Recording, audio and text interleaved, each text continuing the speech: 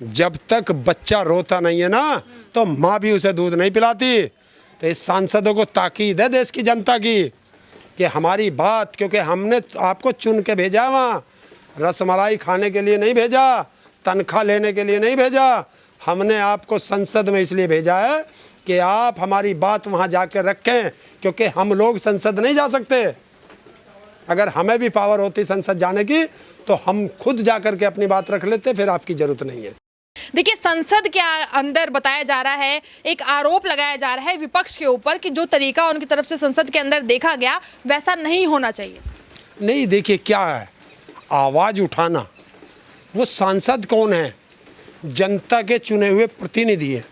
और अगर वो जनता की आवाज़ संसद के अंदर नहीं उठाएंगे तो कहाँ उठाएंगे? संसद बनी क्यों है? देश के सभी मुद्दों पर वहाँ चर्चा हो, उन पे इम्प्लीमेंट हो, जनता के को फ़ायदे की चीज़ वहाँ दी जाए, उन मुद्दों पर बात होनी चाहिए। जनता के जो ज्वलंत मुद्दे इस समय सबसे बड़े हैं वो बेरोजगारी है, महंगाई है, शिक्षा है, स्वास्थ्य है, भ्रष्टाचार है, ये सबसे बड़े मुद्दे हैं। और जब इन पे सबसे पहली बात होनी चाहिए, लेकिन सरकार नहीं चाहती। सरकार नहीं चाहती कि हमारी नाकामी ये संसद के अंदर उठाएं। देश की जनता सड़कों पे उठाती है तो ये लाठियों से पीटते हैं, सांसद संसद के अंदर उठाते हैं तो ये निलंबन करते हैं, तो कहाँ उठेगी? तो रोका किसने है दाऊ? रोका किसने? रोका किसने? हाँ। लठ मार रहे हैं जो जनता सड़कों पे आती है, देखते नहीं है युवा रोजगार मांगने आ रहा है, लाठियों से पीट रहे हैं, सांसद निलंबन हो रहे हैं। मुझे ऐसा लगे 24 सांसद तो हो गए। और कागज, जब हम बार बार ये कागज दे रहे हैं कि ये नोटिस है हमारा, रोज नोटिस देते हैं कि आप जो है अग्निवीर पे बात करिए, आप जो है बेरोजगारी पे बात करिए, महंगाई पे बात करिए, आप जो है जीएसटी लगा रहे, अरे रोटी पे भी जीएसटी लगा दी तुमने, दूध पे भी जीएसटी लगा दी, दही पे भी जीएसटी लगा दी, छाछ पे भी जीएसटी लगा दी, तो और बचा क्या देश के अंदर? लेकिन सांसद की यहाँ पर बात हो रही है और निलंबन की बात हो रही है। सांसद ही अगर इस तरीके से पेश आएंगे तो सड़क पर जो जनता है और सांसद के अंदर अंतर क्या रह जाएगा? संसद के अंदर अगर हंगामा नहीं होगा तो संसद ही नहीं है। अपनी बात कहने का अधिकार है और सरकार की जिम्मेवारी है कि वो ऐसा माहौल पैदा करे कि वहाँ हंगामा ना हो। ये सरकार की जिम्मेवारी है, विपक्ष की नहीं है। तो हंगामा तो सदन के बाहर भी कर रहे हैं। ये नया ट्रेंड जो मोदी सरकार ला रही है ये नहीं चलेगा। मैं देश के सभी सांसदों से कहना चाहता हूँ कि देश इस समय बहुत संकट की स्थिति से गुजर रहा है। युवा भुखमरी के कगार पे चला गया है, ना रोजगार है उनके पास, ना शिक्षा बचा, ना स्वास्थ्य बचा, और महंगाई ने देश की कमर तोड़ दी है। और आपको चुन के भेजा है, हमारे मुद्दे संसद में उठने चाहिए। तो बेस्ट क्या होगा? उन्हें तो सारी सुविधाएं दी जा रही है संसद के बाहर, क्या तो प्रदर्शन कर रहे हैं। कौन देने गया? मोदी के घर से आए थे। हाँ। अरे अपने घर से कोई चीज ला के खा रहा है, उस पर भी बैन है भाई। जब वो वहां बैठे हैं, सत्याग्रह है, तो सत्याग्रह भूख हड़ताल नहीं होती, सरकार का विरोध है। वो दिखा रहे हैं कि आप हमारे साथ जाति कर रहे हैं, आप देश की जनता के साथ जाति कर रहे हैं, हम उसका विरोध करते हैं।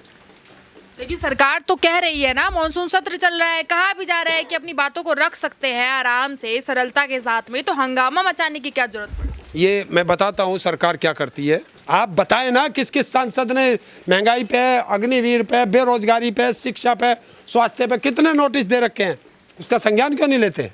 उस पर बहस कराओ पहले। जो मेन मुद्दा है उस पर बहस नहीं कराएंगे।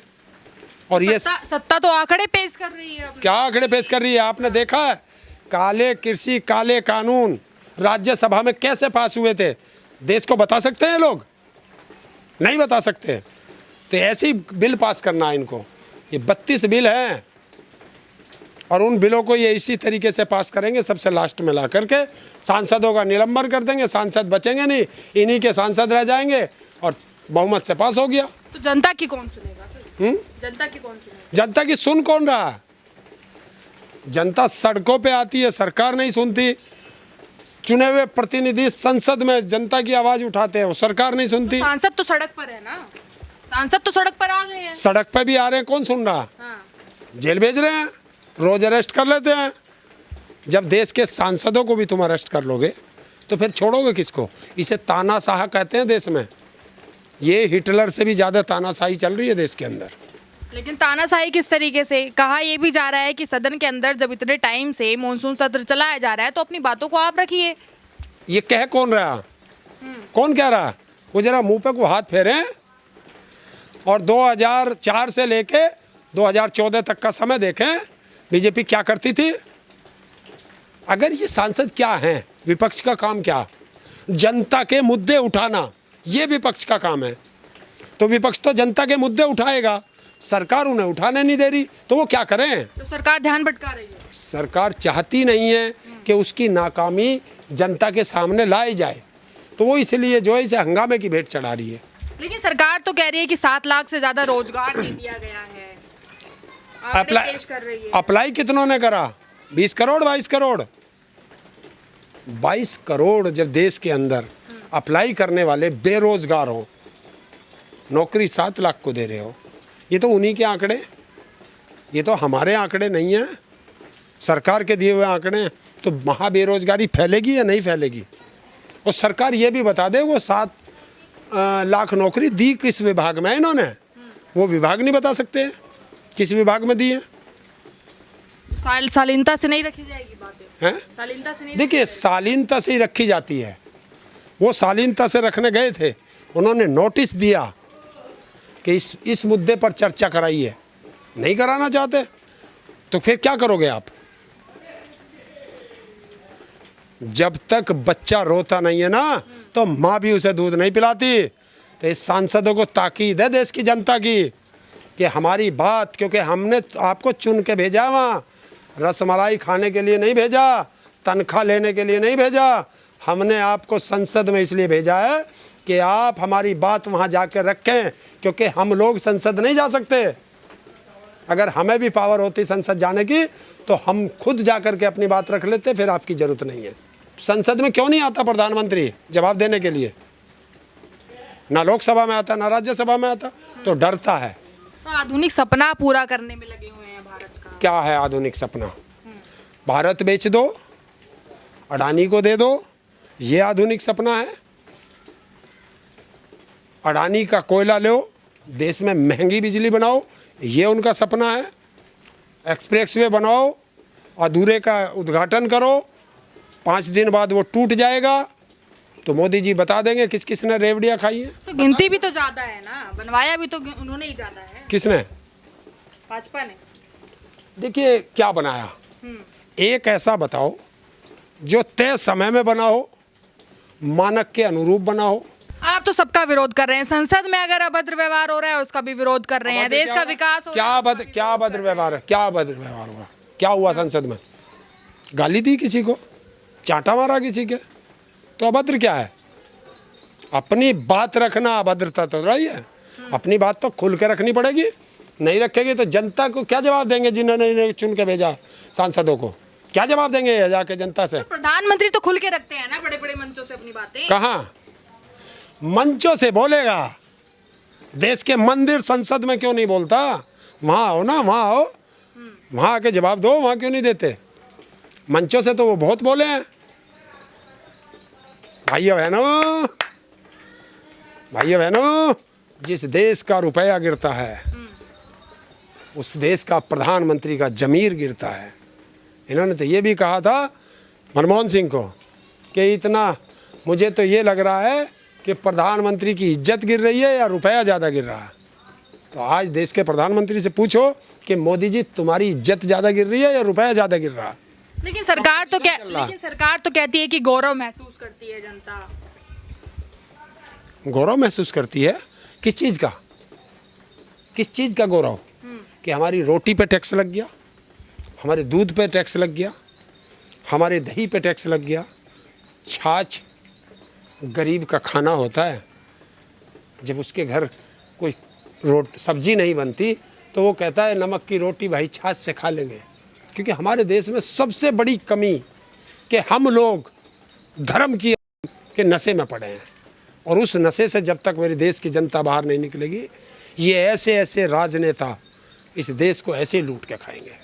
लेकिन आप ही जैसे जो वर्ग के लोग थे, जैसे वृद्ध जो लोग हैं, उनकी पहली पसंद हुआ करते थे मोदी जी। हाँ, वो पेंशन पे जी रहे हैं ना, वो पेंशन पे जी रहे हैं।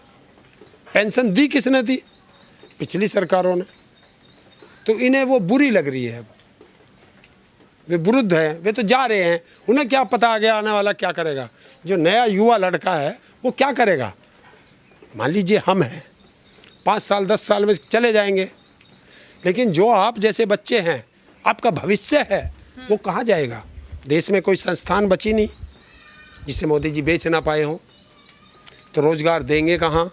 तो गुलाम। आप इन मुद्दों पर बात कर रहे हैं ना। पहले तो देखा जाता था, जितने भी वृद्ध थे, राम मंदिर की बात होती थी, काशी कॉरिडोर की बात होती थी, बन तो रहा है, सब जाइए वहां पर। मंदिर में क्या करेंगे? क्या करेंगे? जेब में पैसा नहीं, करने को काम नहीं, भगवान भी दर्शन नहीं देंगे। वो काशी कॉरिडोर में जो है टैक्स लगा दिया है दर्शन का। भगवान भी टैक्स से दर्शन देंगे काशी कॉरिडोर में। अभी रुको, आरती पे भी टैक्स लग गया वहाँ गंगा के किनारे, अब पंडों पे भी टैक्स लग गया है। धीरे धीरे रुको, तुम्हारे अंतिम संस्कार पे भी टैक्स लगेगा, ये देख लेना। अच्छा, वो आखिरी सवाल आपसे कि हितैषी कौन होने वाला है जनता का? हैं? हितैषी कौन बनने वाला है जनता का? देखिए, जनता इसी में से कोई निकलेगा, ऐसा कोई पता नहीं चलता ना। मैं किसी का फेवर थोड़ा ही ले रहा हूँ, इसी जनता से निकलते हैं। जब यहाँ वो सबसे पहले जवाहरलाल नेहरू जी बने, तो लोग कहते थे नेहरू के बाद कौन? शास्त्री जी आ गए। जब शास्त्री जी थे, उनके इनके बाद कौन? और आ गए। उनके बाद कौन? और आ गए। अब बीजेपी ने एक एजेंडा सेट कर रखा कि मोदी नहीं तो कौन? बहुत, देखिए, महंगाई सबको लगती है। गैस का सिलेंडर अगर मुझे 1053 का मिलता है, तो वो आपको भी 1053 का मिलता है, भले ही आप चाहे सरकार के समर्थक हो। तो फिर आप इतनी अंधभक्ति में क्यों जा रहे हो? बताओ ना। देखो, ये आप सोचो, देश की जनता को सोचना पड़ेगा। वो जो हर घर घर कर रहे हैं ना, गैस का सिलेंडर उन्हें भी इतना ही महंगा मिल रहा, पेट्रोल उन्हें भी उतना ही महंगा मिल रहा, तो मैं तो खुश हूँ ना कि मैं जनता की आवाज़ उठा रहा हूँ, इसलिए मैं महंगा ले रहा हूँ। फिर आप खुश क्यों हो? आप तो गुलामी भी कर रहे हो और मेरी बराबर महंगाई खा रहे हो, तो क्या फ़ायदा?